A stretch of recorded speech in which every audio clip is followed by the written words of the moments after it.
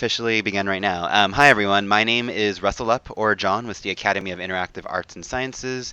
Like we do every week, we play a different game. We also try to talk to various people throughout the industry and gaming community. And today, we're very fortunate to have James from Insomniac Games with us. Hi, James. Hey, how's it going, guys? Good. How are you? I'm doing well, doing well. It's been a really fun month of Ratchet, and now we're sort of getting ready for E3, and we have Edge of Nowhere coming out in a couple weeks on Oculus. So it's definitely a exciting time for virtual reality. So we're getting ready for that too. Just a lot of stuff happening here at Insomniac, both here and in our office in North Carolina. It's crazy. You guys are so busy right now with so many game releases this year and everything going on. Yeah, 5 games this year. Ratchet was the first, and Edge of Nowhere is next. And then we've got Song of the Deep, which is coming out on multiple platforms in July. And then we've got a couple more Oculus games coming later this year as well. So Very a crazy. lot going on. For I guess for starters, just in case anyone doesn't know who you or the company are, just can you give a quick like primer about Insomniac and yourself? Sure. So Insomniac Games is an independent game developer based in Burbank, California, and Durham, North Carolina. We've been around for 22 some odd years now. Our first game was Disruptor on the PlayStation 1, and we had then we went on to make Spyro the Dragon, which a lot of people know. We made the first 3 Spyro games. And then after that, we made Ratchet and Clank on PlayStation 2. And we made 4 Ratchet games there. Resistance Fall of Man at the PlayStation 3 launch, as well as several new Ratchet and Clank games. More recently, you may know us for Sunset Overdrive, which came out on Xbox One about a year and a half ago. And then just most recently, we did Ratchet and Clank on PlayStation 4. So we've made a lot of games over the years, and I've been here for almost a decade myself. First game I worked on was Resistance Fall of Man, helping out kind of build the Resistance community site and things like that. And now do all sorts of bits of everything from marketing to PR to community to all of that, and making sure our trailers go out, and just kind of whatever happens on any individual day that I tackle. So lots of stuff. That's crazy. I guess just since with your wealth of knowledge of being there for so long, what's changed the most since you first started working at Insomniac? I think change-wise, it's been. I mean, I don't know. There's like the culture is very similar. The people, there's a lot of people that have been here a long time. There's people that quite a few people that have worked here the entire time I have, and have been here longer than I have. We got at the studio in North Carolina about 6 years ago now, I think. So that's been a new thing. We've worked on a lot of new stuff. Back when I started, it was, we kind of had one game in production, another game in pre-production, and now we have a lot more projects, and we have a lot of small projects, and a lot of experimental things, and so we have kind of a lot more going on at once. But I think the core of the company, in terms of being a really collaborative workplace and a place that values, kind of work-life balance, and where everyone has a say and a lot of people contribute, and the types of games we make, usually using kind of humor and sometimes stylized, not always. I don't think that's changed a lot. So I think we definitely kind of have that identity to our games that is a through line. Cool, cool.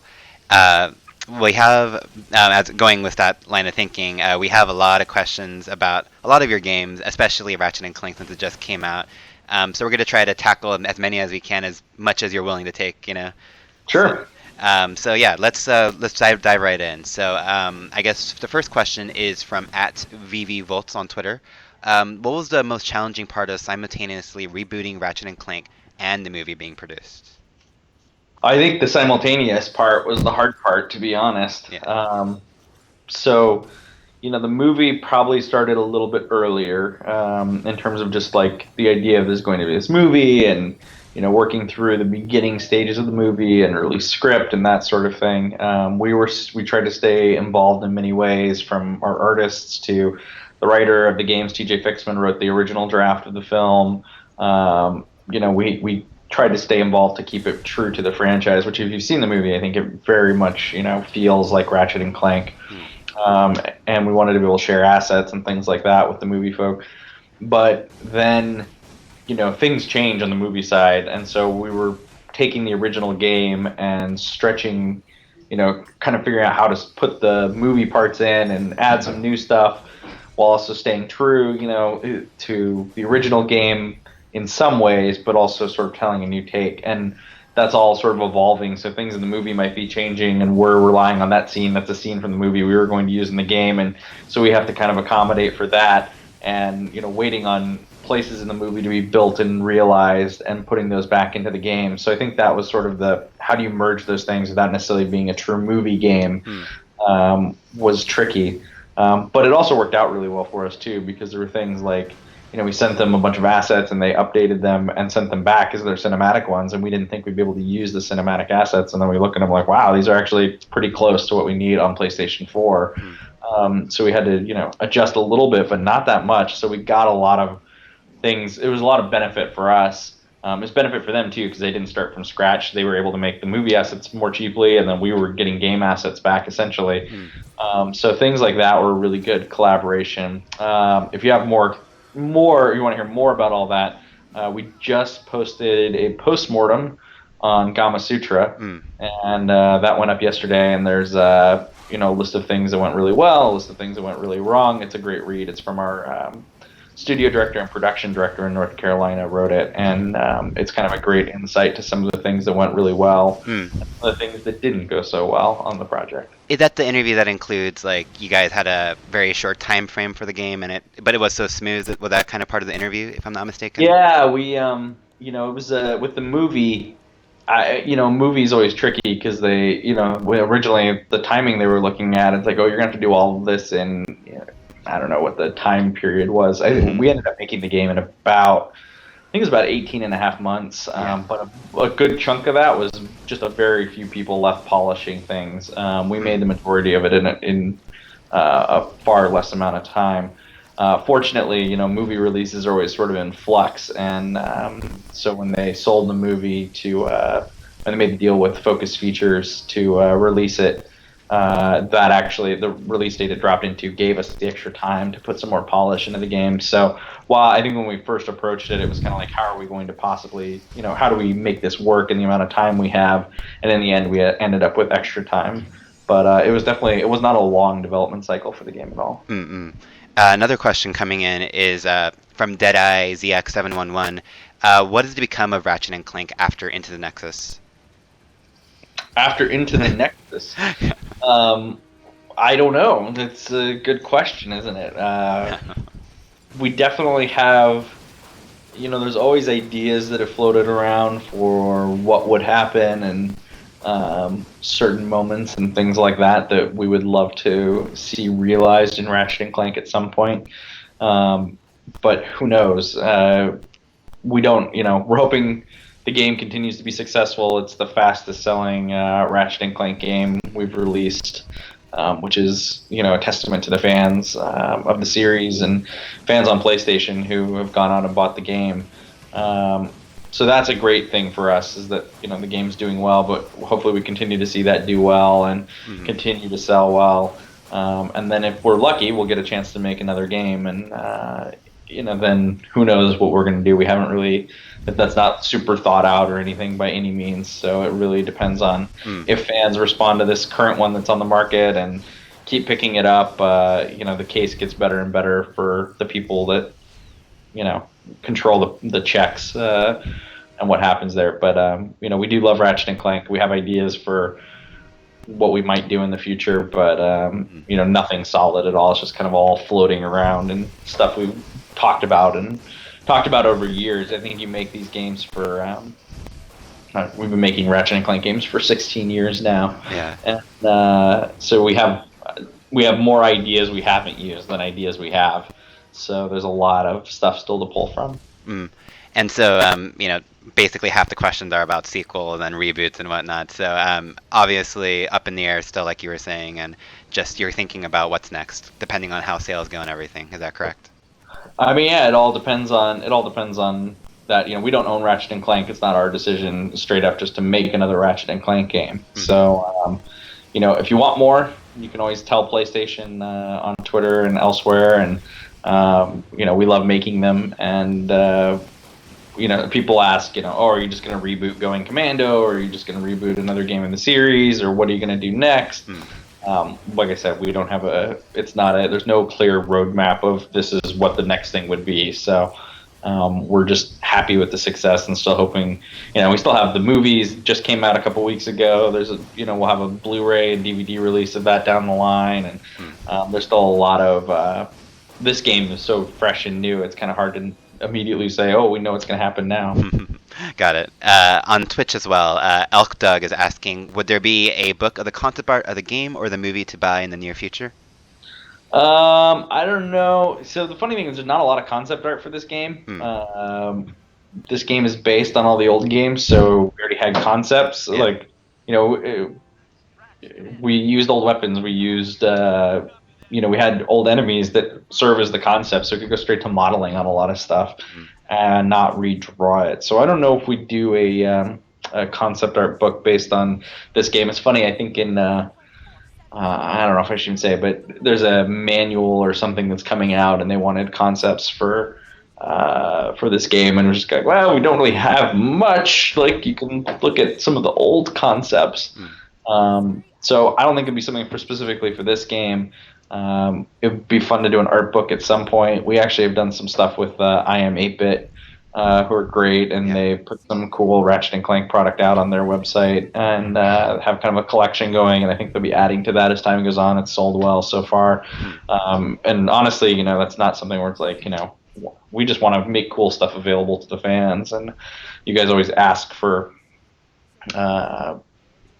merchandise and random things, so if you want a Groovatron oven mitt, like, we want you to have a Groovatron oven mitt.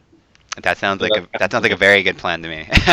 Yeah, it's some of it's silly and some of it's fun, but it's great because you can have a boring oven mitt, or you can have a cool Groovatron glove from Ratchet and Clank for your oven mitt. So I think the right call is very clear. Very cool. Here's a interesting question from Riley Scholes47 on Twitter. Why is Dr. Nefarious a squishy? Have you seen the movie? Is the real question. Good question. Right. It has always been very clear in the canon that Dr. Nefarious at one time was a squishy. That before this game and movie even existed, it was clear that he was not always a robot. But if you're asking that question, I'm guessing you need to see the film. There you go. Another question from @InTheZone from Twitter. How much does Clank have in IQ or in data memory? Very specific question.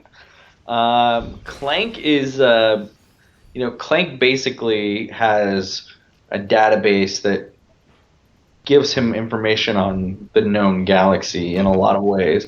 But he's also, the thing you got to remember is he has all of this info available to him, but he's also very young and childlike, and I don't want to say naive, but there's almost sort of a innocence, or he's not totally naive, but a little naivete kind of at times he doesn't always realize. So he's in some ways, he and Ratchet both were characters that were kind of seeing the galaxy through the player's eyes, or the player is seeing it through their eyes. Ratchet's kind of dreamed of it but hasn't experienced it, and Clank, is essentially just a few days old. And despite having all of this knowledge in his databanks, doesn't have much experience. So basically, Clank has a huge encyclopedia of knowledge.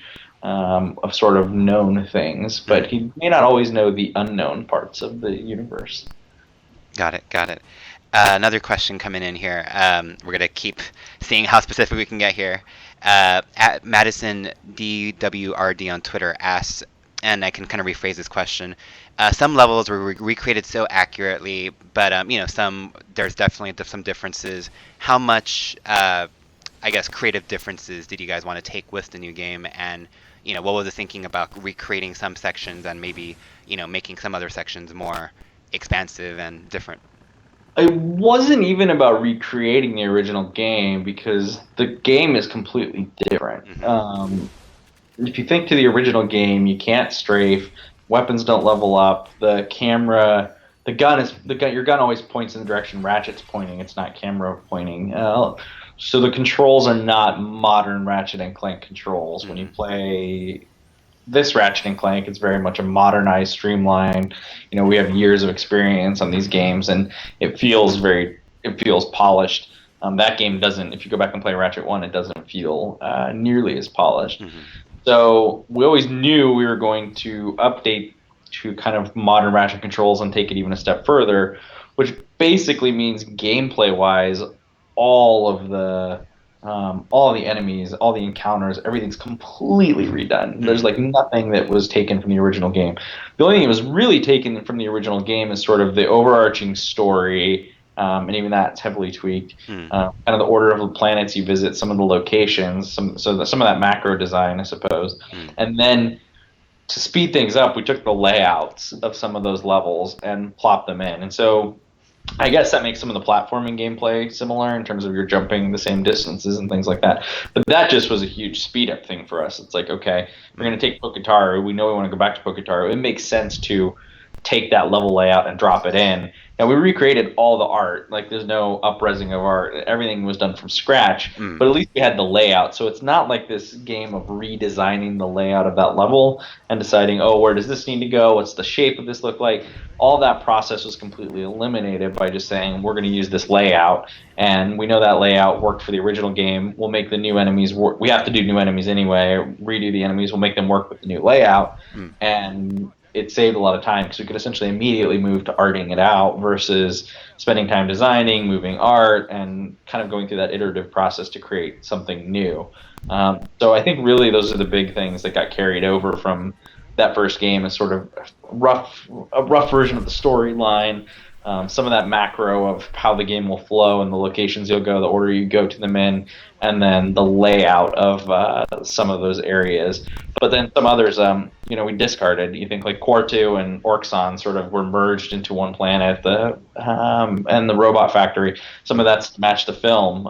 So there's areas that match the film of the game. Metropolis has stuff that's directly from the film, but also has things from the original game as well. So and Velden obviously is very different to match the film. So it's a very has a lot of mixing and matching in the places where the film touches, and then in areas where the film didn't touch. It's a lot of the layouts are very similar to the PS2 game, even though the gameplay is very, very different. Got it. A couple more questions in terms of the Ratchet and Clank games. There's two that kind of focus on characters. I can't say the name. LA Whole Fly on Twitch asked, why wasn't Drek that big of a character in this game? And then I have another question also asking about, let me see here, Lawrence. Why did you guys decide not to include Lawrence for the reboot? From Mr. Tanuki on Twitter. I think Drek, you'll see more of Drek if you see the film. There's a scene of Drek in the game. It's a deleted scene from the film. It's kind of cool. But I think that was mainly just the decision that, when Nefarious came in and they wanted Nefarious to be a part of the film, that was sort of a film decision.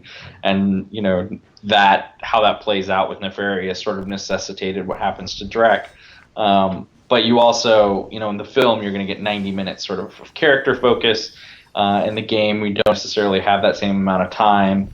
And so a lot of the Drek stuff is very focused on the film moments. And even the Nefarious stuff to some regard is focused on the film moments too.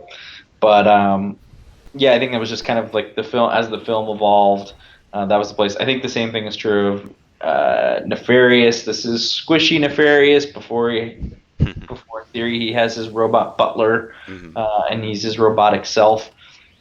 And again, when you're also dealing with, a film, there's quite a few number of characters in the film, between having Drek there and Nefarious and Zed and Victor, all kind of villainous characters, plus, Quark and Ratchet and Clank and the Galactic Rangers. I imagine that was just a streamlining decision at that point. And so we're looking at building the game around that film and streamlining and making sense with it. There's definitely some elements there where certain characters weren't going to be included. Got it. Another question from Jarrett Rogers is he wants to know why wasn't the arena added to the new game?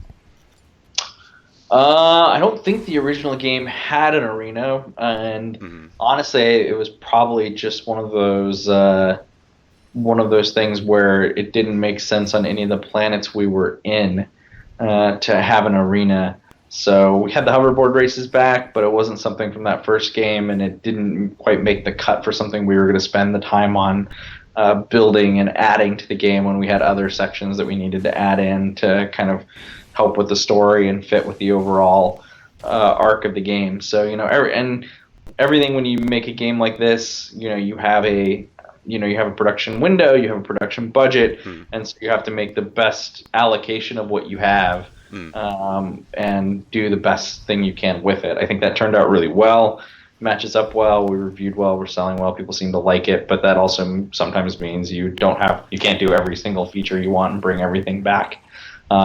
Maybe and you could also look at it as maybe we decided that we wanted to have a jetpack section in several areas, and the jetpack you see throughout. There's boss fights with the jetpack, and there's a section on Gaspar. Um, those are the type of decisions you make. Like, oh, it'd be more fun to have the jetpack throughout the game, or would it be more fun to build an arena planet? I'm not saying that was the decision, but those are the type of things you have to weigh. Where it's like, what do we want to do with the resources we have? Hmm. So we have to make the decisions that seem right to us, and fit within that constraint of how much time and how many people we have working on it. Got it. A couple of, I guess, more fun questions here. Toby386 just wanted me to let you know that he loves everyone in Insomniac for making me replay my favorite childhood game. So that's from Toby. That's awesome. Another question is from Mr. The Rydal from Twitter. What would be your go-to dance in case of a sneak Groovatron attack? I don't think you get to control your dance. I think it's just the dance that's within your soul is the one that would make you, like you're compulsed to dance. I don't know. I'd probably do like a terrible shopping cart thing or something. I like how you had that answer like just ready to go. It's pretty good. Yeah, um, improv, man, improv. Another question. What was your favorite Ratchet and Clank game that either you worked on or that you played that yourself? So either. That's always hard. I'd always put it between one of three that I worked on. Definitely a crack in time.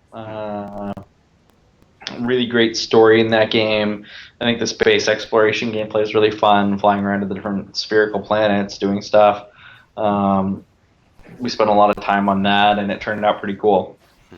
Got it. Hover boots are fun. The story's great. I played. I mean, a crack in time's up there, but I'm always torn. Going Commando is really great in terms of just lots of exploration and backtracking and platforming, but Up Your Arsenal is like super, super locked in terms of combat. That was like the first game that really, really nailed the Ratchet and Clank combat, and it's just sort of exhilarating all the way through. And the multiplayer was terrific. So I could, depending on how I'm feeling on a different day, I could tell you either Going Commando, Up Your Arsenal, or A Crack in Time. I'm a fan of all three of those games. I think those three all have terrific, terrific stuff in them that puts them up there as kind of the cream of the crop. Very cool. Uh, a couple, no, not a couple. I would say a lot more questions about Ratchet and Clank. Uh, what was the hardest part, the hardest game mechanic you guys had to implement in a game in general? I guess from Heaven Smile. So again, let me repeat the question. What was the hardest game mechanic that you think that you guys had maybe a problem putting into a game that maybe you were really excited about, or that you think was implemented really well in the end? I don't know if there's a really hard one in this game. Hmm. Um, I mean, if this is just Ratchet focused, like anytime you start messing with the movement and the things, like hover boots had their challenges, even the jetpack had some challenges, uh, because anytime you're kind of changing that core move set and changing the player has to learn how to play the game and the design of the enemies and the space, that always is tricky.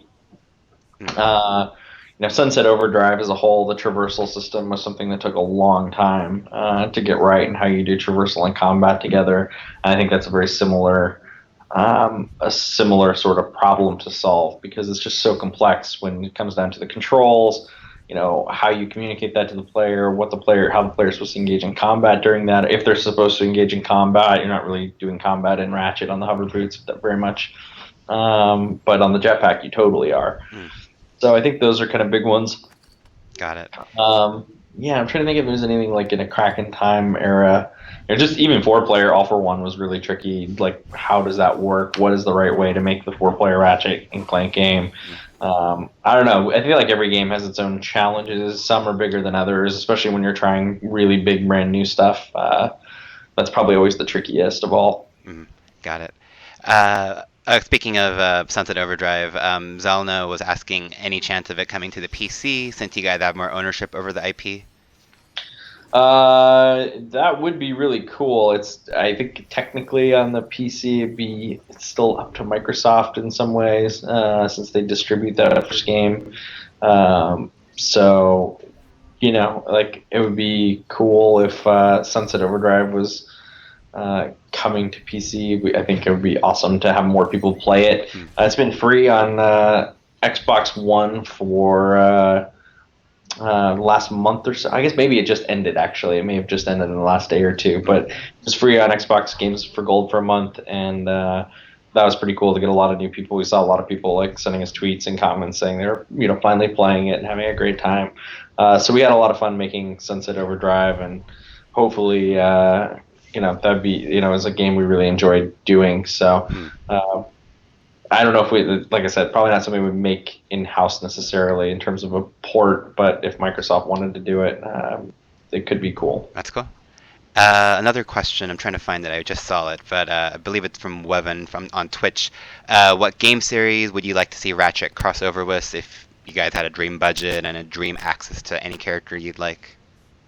I don't. Yeah, I don't know about the whole crossover thing. Oh. Like, there's so many things in the Ratchet universe to be fun to explore. I don't know. Ratchet and Clank meets Metroid, maybe.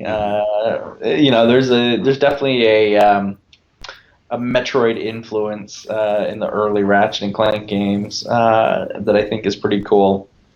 So if you made me pick, Mega Man for some reason kind of comes to mind too, since he defeats enemies and collects their power. But honestly, I think that's one of those things where we're not looking to like appropriate someone else's game and work it into our universe. Sony did that with PlayStation All Stars, right? All Stars, and then they also had Heroes on the Move. That's right. So they've done it a couple times. So they've combined characters, and I think we love the Ratchet and Clank universe, but we're probably more interested in building that further in ways rather than trying to mash it up with something else. Got it. Let's take about maybe 5 more questions here. I think I'm hurting your brain a little bit. No, not at all. All right. A couple of more things. One was I'm trying to find it. Let's see. Oh, Paul with an eye on Twitch was making a suggestion, and I'm curious to hear your feedback on it. He was asking for possible future re-releases. Could the games have an option for older fans to have the help option off and be lost and think the puzzles and such, if that makes any sense? To have the HUD off? I guess like help features or tips off maybe is what he's saying. I'm not exactly sure. Oh, I guess so many of the I don't think Ratchet overly helps you though, besides teaching you the controls. I'm curious what features things you would want turned off. I mean, there's a big reason that games teach players how to do things, because we watch a lot of players playing the game and see where they have trouble or can't figure certain things out. And I don't think we're trying to make a game necessarily. It depends. If you're making a Dark Souls, that's a different feeling where you're probably hoping that the player rips their hair out, and that's not our goal. I mean, we have a hard mode, we have things like that. But in terms of like, hey, if you press L1 and X to long jump, would anyone ever figure that out on their own without going on the internet? I don't think so. So from a base level of just teaching you functionality, I don't know that we would strip that out of a game, especially a game like Ratchet and Clank. like I said, it would depend. I'm not sure which help messages. I think we always try and train. I don't know. Some of the trespasser puzzles I think are pretty hard. Some of the bosses are pretty hard in this game, depending. If you get the rhino, maybe not as much. Hmm. Um, if it's just not explaining, oh, you got a rhino card and you don't know what to do with that. Like Hmm. you have no idea what the rhino card system is. Maybe I guess you could see an argument, and maybe it's more fun to figure it out on your own versus the game immediately telling you got to collect all these. I don't know, Hmm. but I would say that there might be some players that want that sort of Dark Souls experience. There's a lot more that are looking for, don't want to be confused and don't want to get lost immediately on something. Hmm. And we take a lot of care to make sure that you don't have that happen. Got it. And just curious, I think this was also in the interview on Gama Sutra. It was about the testing experience, if I'm not mistaken, about how you guys got to test the game out quite constantly with 7 to 9 year olds and different age demographics. Is that correct? Yep. Yeah, we try to test with lots of different groups to see how it would play, and especially I think we tried to make a lot of things work so that you wouldn't necessarily have to move the camera a lot in some of the levels because younger players especially have a bit of a problem trying to use the right stick and the left stick at the same time. Got it. Another interesting question from Morning Sleepy. Why did you decide to take manual save options out of the game? Was it just a modern game design decision? Yeah, I mean, in retrospect, we probably should have had like save slots and features. It's one of those things where if you really need a second slot, you can play on a guest account or something like that. Mm, But yeah, if you only have one save per account, you don't really need save slots because it should auto save. Of course, this also brings up downsides of if you have like a game breaking bug or something. We managed to not have a lot of those, and I think a very small percentage of people, very very tiny, were affected. mm, And a lot of them we've fixed and gotten them unstuck. Obviously, it helps if you have a save you can roll back to. So there's things like that I think we would have benefited from having multiple slots. But in terms of a simple system, if you don't have in a game like Ratchet, where there's no penalties for going one route or another, like you're only ever progressing upwards, you can't have a bad progression. Generally speaking, mm. you don't really need a branching set of saves because your save will always go forward. I'm sure there's specific use cases like speedrunners or something who may want to be able to replay the same section over and over again at a certain state. Mm. So I know there'll be people that'll say, "Well, I need it for this or I need it for that." But in general, a general player doesn't need if it's auto saving all the time and taking care of them, their progress is being caught up to date. That said, I think in general we've heard that call of, "Hey, we'd like to have save slots or be able to manually save," and we see some advantages to that. So we've heard that and we'll look at it going forward. Cool. From Mad D on Twitch, favorite part of the movie, favorite level in the game? Hmm. Movie? That's a tricky question. The game is a boss fight, I think, that happens. Not the last boss fight, but a boss fight that happens in the factory. I'm not going to say because I don't want to spoil. Mm. Played it, you'll know. I think it's pretty surprising and pretty cool. I think that's my favorite. I think that's my favorite part of the game. Although, like Gaspar flying around in the jetpack is always fun. I love the jetpack stuff. I think it's really, really great. Yeah. From the film, that's another good question. Because I really enjoy a lot of the second half, and not even the second half, like the last 2/3 of the film. I think it really picks up and it's a lot of fun. Yeah. I really love the weapon lab testing sequence.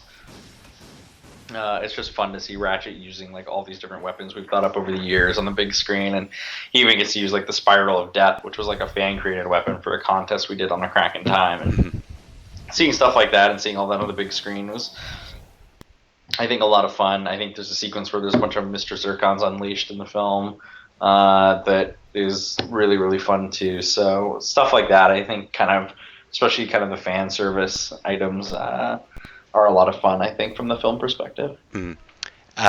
From Jordo96, what's your favorite weapon or gadget overall from the whole series? Oh, probably the bouncer. So the and part of the story behind that was we were relatively done with the game, I think, at this point, and Sony asked us to do a pre-order bonus. Or we're talking about a pre-order bonus. We're pretty much wrapping up with the main course. We ended up with the polish time added, but we were essentially kind of wrapping up the main game right before we were ready to announce. And Sony was saying, we're going through the whole, we need to have a pre-order bonus, and we only wanted to do one that wasn't really exclusive to any retailers, especially in the U.S. and different territories may have done different things, but in the U.S. it was going to be all the retailers doing pre-order bonuses, and we're talking through it, and it was like, okay, a weapon's probably the only thing that really makes sense. We're not going to build a new level. But we also had the arsenal in place in the game, and we didn't want to take anything away from it and take a weapon out to put it there. So then I managed to convince, or maybe it was the other way around, our production director in North Carolina, Sean McCabe, managed to say, I'll find the time to make another weapon for the game, and we'll get it in, we'll squeeze it in. And I was like, it has to be the bouncer. It's like, the bouncer's the best. Like, it needs to be the bouncer. That's what I want. That's what I would want to pre-order. If I'm a fan of the series, that's the weapon I want. And so because of that, we were able to add the bouncer to the game. It wasn't supposed to be in the game at all. So we got that in. Probably one of my favorites. I always love the Groovatron. I don't spam it too much because you do have to spam it if you want you have to use it on every enemy to get one of the trophies. But it's a really fun weapon to see every enemy and every boss dance differently. It's the same reason I love the pixelizer, because you get to see the pixel versions when you shoot them. And Mr. Zircon always has a lot of great quips. So there's weapons like that just have their own personality. They're a lot of fun as well. Very cool, and you can see the Groovatron right now in the background being used. I guess relating to that, I saw a question earlier, I forgot the user, but they were asking, is there any way to see exactly which enemy you missed for the Groovatron achievement? Oh, not at all. So there's some good guides out there that actually have figured out the exact list that you need to hit. Also, I think once you start, and I don't know if this is technically a bug or not, when you start your first challenge mode playthrough, your list is intact from your first playthrough. So you can finish it off in your second. If you start a second challenge mode playthrough, you are starting from scratch on playthrough number 3, essentially. Wow. So then each playthrough of the game, you have to hit them all in one single playthrough. That's crazy. I believe how it works. So that's not necessarily communicated very well, but that's how it works. So I know people are like, oh, I missed it. There's like some pool shark guys in the sewers that a lot of people miss. There's several different types of war bots. I think some people miss one of those, different colors and things. There's some flying creatures on Gaspar that you may not really attack you in the jetpack section, but you can get to attack you, and they will dance if you hit them with it. I think that's all the ones I can think of. All the bosses, of course, dance. So those are some of the big ones. And yeah, you just gotta use lots of that Groovatron. That's cool. That's a very masochist way of thinking about it, but it sounds like a lot of fun though. Another couple more questions. Midnight Bioshock was asking, how did it feel to look back on the past of Ratchet and Clank and implementing some of that history into the Insomniac Museum in this game? Personally, it was very nostalgic. I think the Insomniac Museum is always nostalgic. This was so lean, there wasn't a lot of cut stuff from the game. Normally the museums end up being this sort of ground of cut stuff. This one's sort of a weird kind of ode to the franchise. It's always fun to put in what we can. It's tough because there's stuff we wanted to put in that we couldn't. Like old commercials. It's actually kind of almost hard to find the old commercials online anymore because of the licensing. You actually see that a lot with game trailers and stuff nowadays. Like these trailers and videos people put out disappear from the internet because they don't have the rights to the music after a year or two. And there's stuff like that would have been fun to put in, but we just couldn't use the music or things like that anymore. So that's always the tough thing, is the list of stuff we had to put in there and what we actually got to stick in weren't quite the same. But yeah, I mean, it's fun, it's gratifying. putting in some of those little sketches and doing some of the, we did a lot of pieces this year, and I think there's one in the back of Game Informer this month that has, some of the original old concept art from the very first game, and so it's kind of fun to look back on that. It's been a lot of fun to look back on that first game in general, and kind of see the differences and compare and contrast and reflect on Very cool. that game and how important it was for 3D platformers and how important it was for Insomniac. For you yourself, just out of curiosity, other than Ratchet and Clank games and Insomniac games, what games inspire you? What are you a big fan of? Oh man, lots. Recently, so I've been playing. Just right now, I'm playing Doom. Attention to detail that goes into that game is kind of unreal. Other stuff I love like XCOM. I like strategy games quite a bit, especially turn-based stuff. XCOM, Fire Emblem. I used to be a big proponent of NCAA football. I still hope that'll eventually be added to the backwards compatibility list on Xbox One. That's awesome. My Julys just aren't quite the same without it. And I play a lot of everything. So whether that's effort and love and attention to detail that goes into that game is kind of unreal. Other stuff I love like XCOM. I like strategy games quite a bit, especially turn-based stuff. XCOM, Fire Emblem. I used to be a big proponent of NCAA football. I still hope that'll eventually be added to the backwards compatibility list on Xbox One. That's awesome. My Julys just aren't quite the same without it. And I play a lot of everything. So whether that's stuff like Lara Croft Go on my phone or playing Hitman. I don't know. Firewatch was a game I really enjoyed recently. I have very eclectic taste and like to try a lot of things out, but obviously there's sort of, hit the big budget shooters and things like that too. So I don't know if that answers the question or not. I think Zelda was one that really inspired me when I was younger and enjoyed Zelda quite a bit. Ratchet was a game I loved as well, and thought was awesome before I started working here. And it's great to actually work here and have worked on so much of it now, really.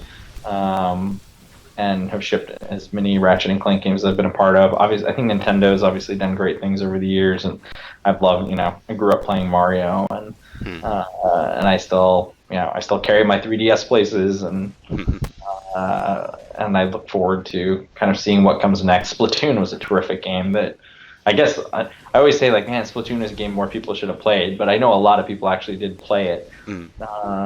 And so there's a lot of games like that kind of have the fun, creativity. Ori was a really good game that I enjoyed recently. I kind of have a thing for Metroidvania too, so stuff like Guacamelee and Ori and Shadow Complex and the Castlevania games on DS. I don't know. How's that for a list of stuff that I've enjoyed? It's pretty solid, I think. That's good. I guess two more questions. One is, anyone interested in getting into the gaming industry like you? Any tips you would give people, or anything you would advise people to do? Sure. Whatever it is you want to do it. There's no reason not to. So if you want to be an artist, start making art. There's great tutorials online. There's lots of free software. There's lots of independent game projects out there. So you can work on that sort of stuff. If you want to be an animator, animate things. Start learning how to animate. There's no reason not to. You can download programs and use tools. If you want to program, start programming. Again, it may seem like it's this high entry, but think about game engines like Unity and other things that are basically free.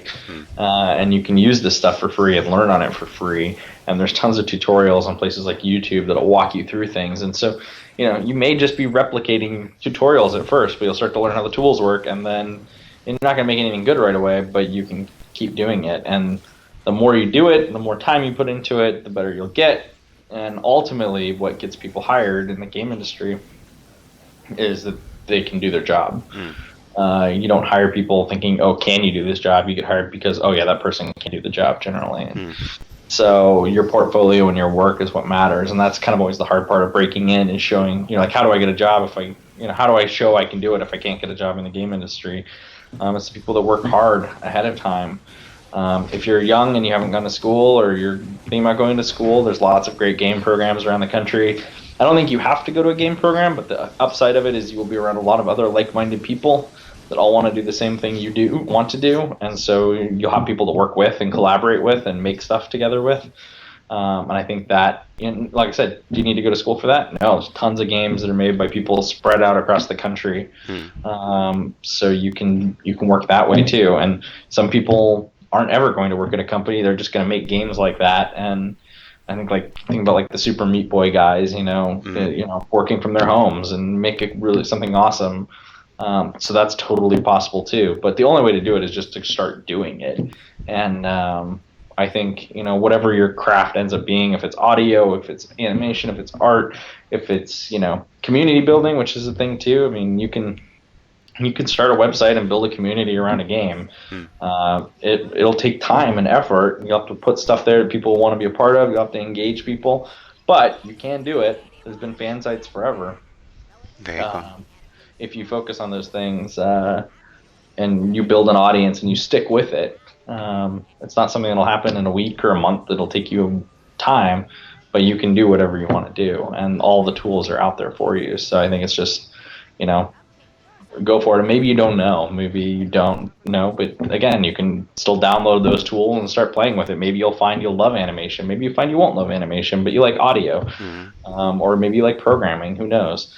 But there's a lot of opportunities out there to try and do the things, try and learn the skills and play with the tools that we use to make games. And I think those tools get easier and easier to use, so there's no reason not to go out there and try and do it. Very cool. And just as my final question, just for your fans or anyone watching, anything you'd like to say to people that really enjoy the games that you guys make? Oh, I think just thanks for all the support over the years, and especially thanks for all the support recently on Ratchet and Clank. And we had a fun time making it. It's been a blast having it out there and people playing it now and telling us what they think. And we hope you tell your friends about it. And keep the good word of mouth going. We've got an exciting year up ahead. For those of you who are fortunate enough to be in a position to pick up Oculus Rifts, we have some really cool stuff coming to the Rift, and we're really excited about that. For everybody else that can't quite get into a VR headset and gaming PC at this point, we have some cool stuff coming with Game Trust, and that's called Song of the Deep. It's kind of an underwater Metroidvania game. It's out on July 12th on PlayStation, Xbox, and PC, and we're pretty excited about that game. It's really beautiful. So plenty of good stuff coming, and of course that's just this year. There's lots more to come after that, and we'll see more when we're ready to show it. That's cool. And is there any way that people are asking to contact you personally? Do you have a Twitter account or? Yeah, so you can find Insomniac's Twitter account is Insomniac Games, and my Twitter account is just my full name. It's at James Stevenson, JamesStevenson. Awesome. And James, thank you so much for your time. You were very, very adept and great at answering all of these questions, no matter how detailed they got. So thank you so much. Thanks for watching and for sending all the questions. Yeah. Again, the game is Ratchet and Clank that is out right now. The movie is also out as well. Again, thank you to James. Thank you to all the watchers. Thank you to our intern, John, who is right now in the background playing the game. So, again, thank you guys all for watching. The archive will be up on YouTube early tomorrow, so please keep an eye out for that. And again, follow Insomniac at Insomniac Games and James at James Stevenson. Thank you guys all for watching. Thank you, James. And we'll see you guys all next week. Thank you, guys. Thanks, guys. Bye, guys.